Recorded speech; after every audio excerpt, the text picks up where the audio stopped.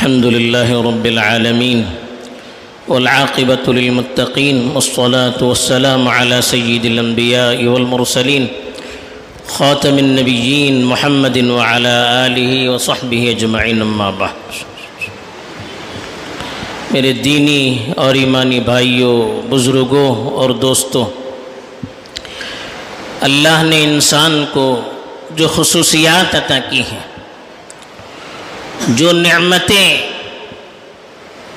انسان کو اللہ نے عطا کی ہے، جس کی وجہ سے وہ دیگر مخلوقات سے ممتاز ہوتا ہے، ان نعمتوں میں سے ایک بہت بڑی عقل انسان کی عقل ہے،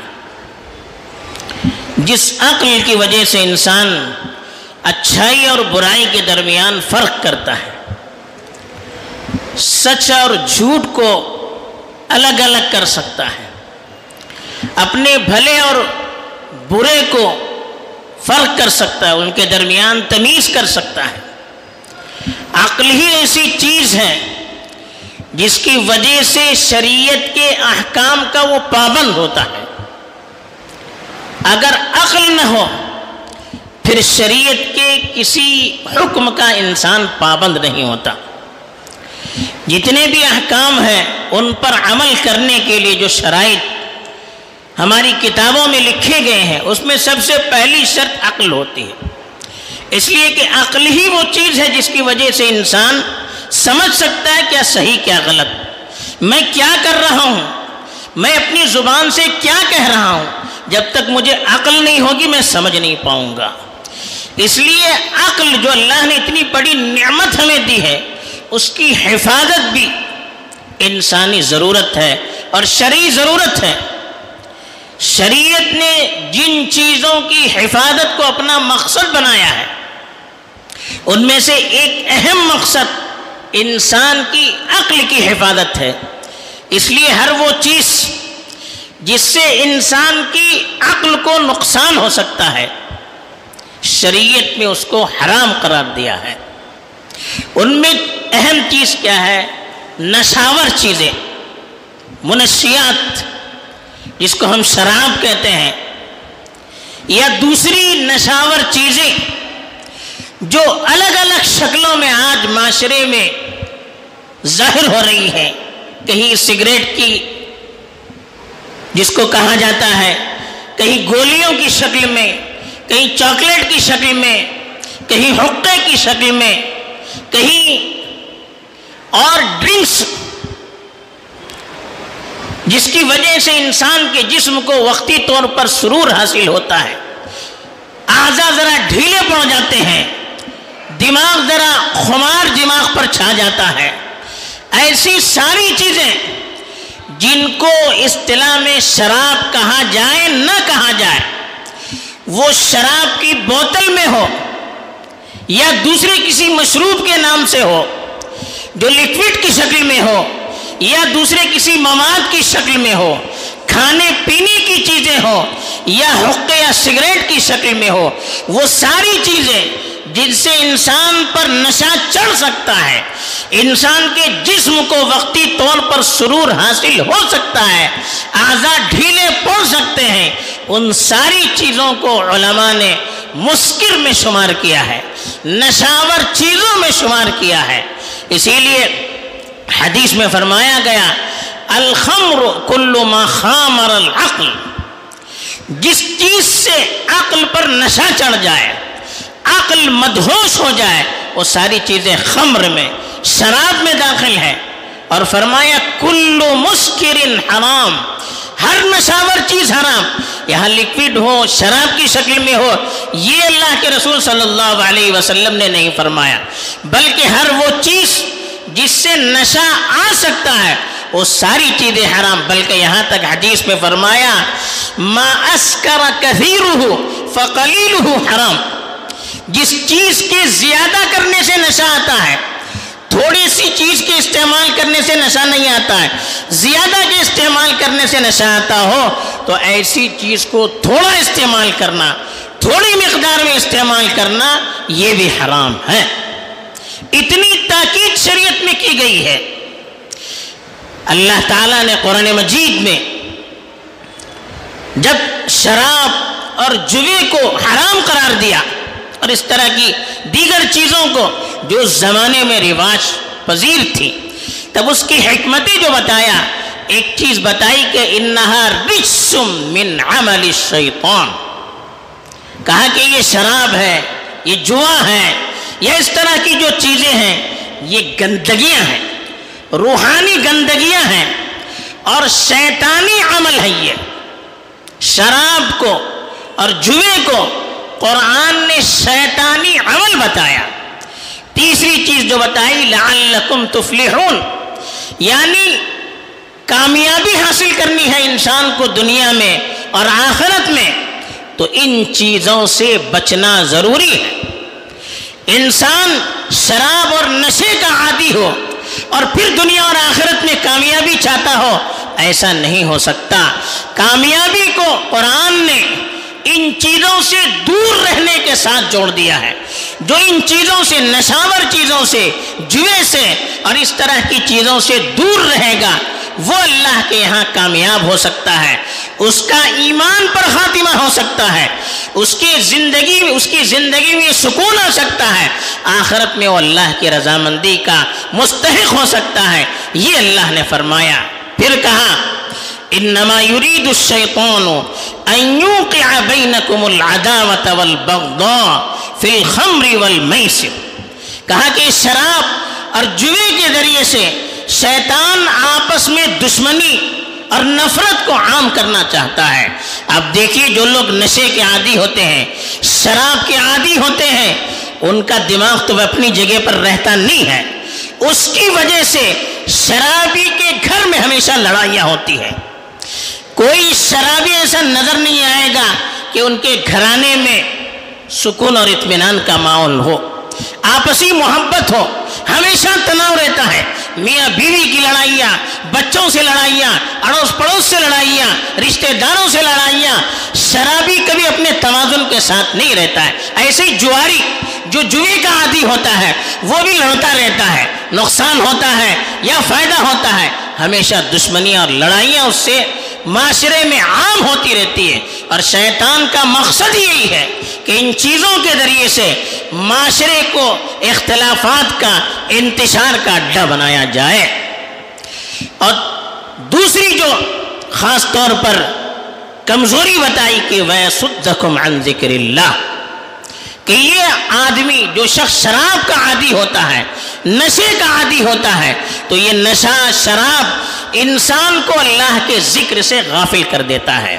اور یاد رکھیے الا بذکر اللہ تطمئن القلوب، کہا اللہ کے ذکر سے دل کو سکون ملتا ہے، اللہ کے ذکر سے دل زندہ ہوتا ہے۔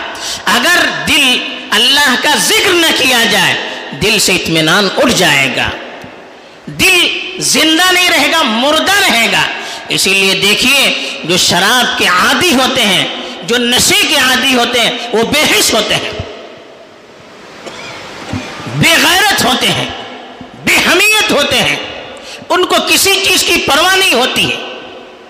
وہ اپنی گھر کی عزت کو بھی بازار میں لے جائیں گے تو آپ ان سے اس کا تصور کر سکتے ہیں۔ بالکل غیرت مٹ جاتی ہے، اخلاق پستی کی انتہا میں چلے جاتے ہیں۔ ایک شرابی اور ایک پاگل کے درمیان کوئی فرق نہیں ہوتا ہے۔ شراب کے نشے میں انسان کیا کچھ کر بیٹھے اب سوچ نہیں سکتا۔ اسی لیے شراب کو ام الخبائث کہا گیا، ساری خباثتوں کی جڑ۔ آدمی کو ساری بیماریوں میں، کمزوریوں میں، بے حیائی کی ساری چیزوں میں ملوث کرنا ہو تو شراب کا عادی بنائیے۔ اس شراب کا عادی بن گیا، پھر جو چاہے آپ اس سے کام کروانا چاہے آپ کروا سکتے ہیں۔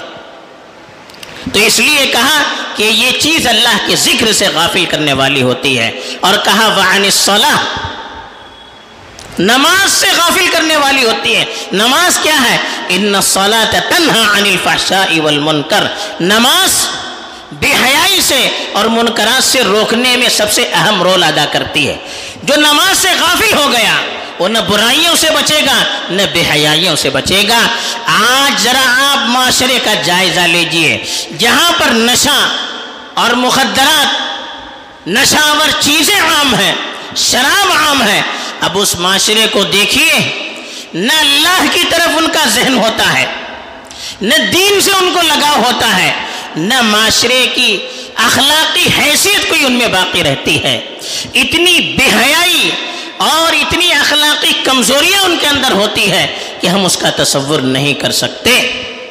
تو اسی لیے کہا کہ انما یرید الشیطان ان یوقع بینکم العداوۃ والبغضاء فی الخمر والمیسر ویصدکم عن الذکر اللہ وعن الصلاۃ فہل انتم منتہون۔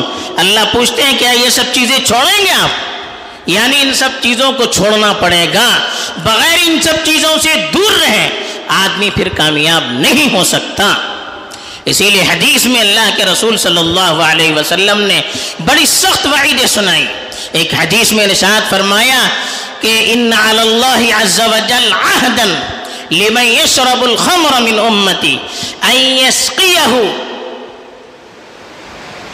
کہا کہ جو شخص میری امت کا شراب کا عادی ہوگا، اللہ کا وعدہ ہے کہ اس کو ان یسقیہ من طینۃ الخبال۔ قالوا یا رسول اللہ وما طینۃ الخبال، کہا قال عصارۃ اہل النار۔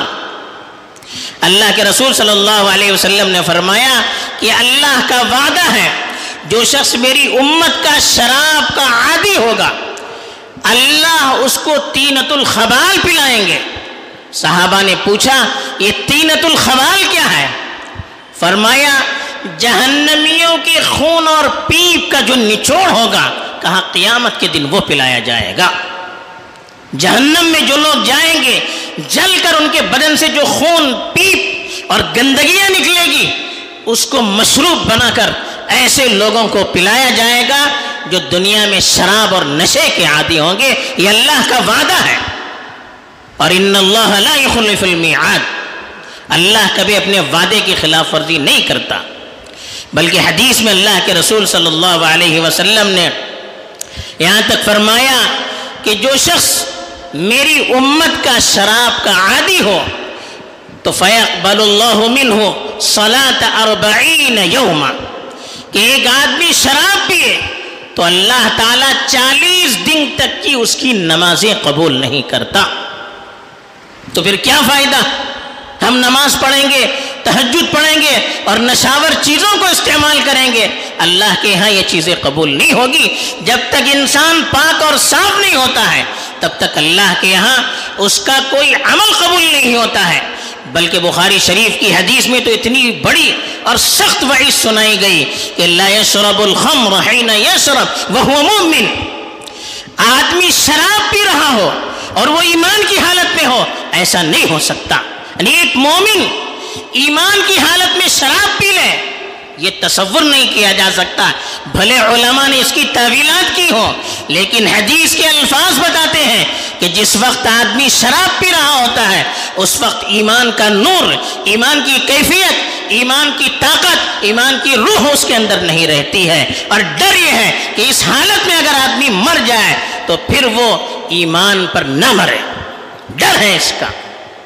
تو اتنی سخت جب وعیدیں قرآن میں، حدیث میں نشاور چیزوں کے استعمال پر بتائی گئی ہو تو ہمیں کتنا اس سے پرہیز کرنا ہے۔ اور اس کی وجہ یہ ہے، یہ چیزیں انسان کی عقل کو برباد کرتی ہے، اور جب عقل برباد ہو جائے وہ آدمی بھی برباد ہو جاتا ہے، وہ معاشرہ بھی برباد ہو جاتا ہے۔ ایک شرابی ایک معاشرے میں ہوتا ہے، صرف اس کا اپنا نقصان نہیں ہوتا، پورے معاشرے کا نقصان، اس کا گھرانہ برباد، اس کی اولاد برباد، اس کے رشتہ دار برباد، وہ محلہ برباد، ہر جگہ پر اس کی نحوست آپ کو نظر آئے گی۔ پھر جب اس کے عادی نوجوان بن جائیں، اس کی عادی عورتیں بن جائیں، تو پھر اگلی نسل کا تو اللہ ہی محافظ ہو سکتا ہے۔ اور آج کل جو طبی تحقیقات آئی ہیں، جو صحت کے بارے میں لوگوں نے لکھا ہے، انہوں نے تو یہاں تک لکھا ہے کہ جو شراب کا عادی ہوتا ہے اس کے اندر ایک قسم کا زہر چڑھ جاتا ہے، جس کی وجہ سے اس کا جسم خود بخود برباد ہو جاتا ہے اور وہ نوجوانی میں مرتا ہے۔ اور دوسرا جو اس کا نقصان بتایا کہ شراب کی عادت سے انسان کا دماغ کمزور ہو جاتا ہے اور وہ پاگل ہو جاتا ہے۔ جب شراب میں اتنے نقصانات ہیں تو دیگر جو منشیات کی چیزیں ہیں اس میں کتنے نقصانات ہو سکتے ہیں، آپ سوچ نہیں سکتے۔ آج جو معاشرے کے اندر نوجوانوں میں لاپرواہی، ایک طرح کی ڈٹاہٹ پائی جاتی ہے، بے حسی، بے مروتی، ہر چیز سے غفلت، نہ ماں باپ کی فکر، نہ معاشرے کی فکر، نہ تعلیم کی فکر، نہ اپنے ایمان اور دین کی فکر، نہ اپنی ترقی کی فکر، نہ اپنی قوم کی ترقی کی فکر، یہ جو بے حسی، یہ جو بے غیرتی پائی جاتی ہے، یہ نشہ کی نحوست ہے۔ اس نحوست نے معاشرے کو گھن کی طرح کھا کر رکھ دیا ہے۔ جیسے گھن لگ جاتا ہے، کیڑے لگ جاتے ہیں، تو پھر وہ معاشرہ برباد ہو جاتا ہے۔ درخت ہے، اندر اندر سے گھن لگ جائے، کیڑے آ جائیں، ظاہراً وہ درخت موٹا رہ سکتا ہے، اندر سے وہ پورا کھوکھلا ہو جاتا ہے، ایک دھکے سے وہ درخت گر پڑتا ہے، ذرا سی تیز ہوا آ جائے وہ درخت گر جاتا ہے۔ ایسے ہی وہ معاشرہ جس کے اندر نشے کی نحوست عام ہو جائے، آہستہ آہستہ گھن کی طرح وہ معاشرہ دیمک کی طرح معاشرے کو یہ چیز کھا جاتی ہے، ایمان کو بھی کھوکھلا کر دیتی ہے، اخلاق کو بھی کھوکھلا کر دیتی ہے، غیرت، ہمت، حوصلے کو بھی کھوکھلا کر دیتی ہے، اور پھر اس ملت کو برباد کر دیتی ہے۔ آج ہمارے جو دشمن ہیں، ان دشمن نے مسلمانوں کو، ایمان والوں کو برباد کرنے کے لیے جو بہت ساری تدبیریں کی ہیں، ان میں سے ایک تدبیر، ایک سازش یہ بھی ہے، خاص طور پر مسلم معاشرے میں، اور وہ بھی ان معاشروں میں جہاں ذرا سی غیرت ہو، حمیت ہو، دینداری ہو، وہاں نشے کی چیزیں طرح طرح کے ناموں سے انہوں نے عام کر دی ہے۔ ڈرنکس کے نام سے، کھانے پینے کے نام سے، چاکلیٹ کے نام سے، اور کسی چیزوں کے نام سے ان چیزوں کو عام کر دیا ہے، اور نوجوان لاشعوری میں، اکثر نوجوان یا لڑکیاں یا لڑکے، ان کو معلوم نہیں کہ یہ چیز نشے کی ہے، ان کو معلوم نہیں، وہ دل کو کچھ سرور ملتا ہے، کچھ ٹھنڈک ملتی ہے، اعضاء ڈھیلے پڑ جاتے ہیں، تھکاوٹ دور ہو جاتی ہے، ذرا مزہ آ جاتا ہے، اس طرح سے وہ اس کا استعمال کرتے ہیں، اور پھر نتیجہ یہ ہوتا ہے کہ دشمن جو چاہتے ہیں کہ ان کی ایمانی غیرت، ان کا حوصلہ، ان کی حمیت، ان کی بہادری اور ان کا جو ترقی کا جذبہ ہے وہ ختم ہو جائے، اس میں وہ کامیاب ہو رہے ہیں۔ وہ نہیں چاہتے ہیں کہ مسلمان بیدار رہیں، مسلمان نوجوان اپنے پیر پر کھڑا ہو جائیں، وہ سیاسی اعتبار سے، علمی اعتبار سے، سائنسی اعتبار سے، ٹیکنالوجی کے اعتبار سے وہ آگے بڑھیں، ان کی آنکھ میں آنکھ ملائے، یہ اس کو پسند نہیں ہے۔ وہ چاہتا ہے کہ ان کو اس طرح کی بیماریوں میں رکھ کر ان کی صلاحیتوں کو برباد کر دیا جائے، اندر سے کھوکھلا کر دیا جائے، تاکہ وہ ہمارا مقابلہ بھی نہ کر سکیں اور ہماری سازشوں کے ارد گرد ہی وہ گھومتے رہیں۔ اور آج نظر آ رہا ہے کہ وہ اپنی سازشوں میں کامیاب ہیں۔ تو یہ نشاور چیزوں کو مسلم معاشرے میں عام کرنا، یہ بھی ایک دشمنوں کی بہت بڑی سازش ہے۔ آپ تحقیق کر کے دیکھ لیجئے۔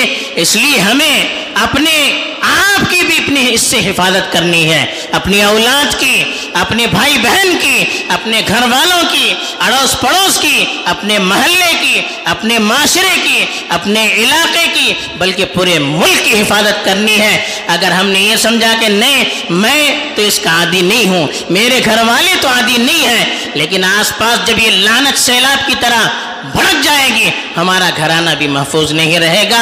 تو ہمیں اس سلسلے میں بیدار ہونے کی ضرورت ہے۔ آج اللہ کے فضل سے ہمارے نوجوان، ہمارے ذمہ داران، ہمارے علماء، ہمارے قائدین اس سلسلے میں بیدار ہیں۔ پورے ہندوستان میں اس کی کوششیں ہو رہی ہیں، ہمارے یہاں بھی الحمدللہ کوششیں ہو رہی ہیں۔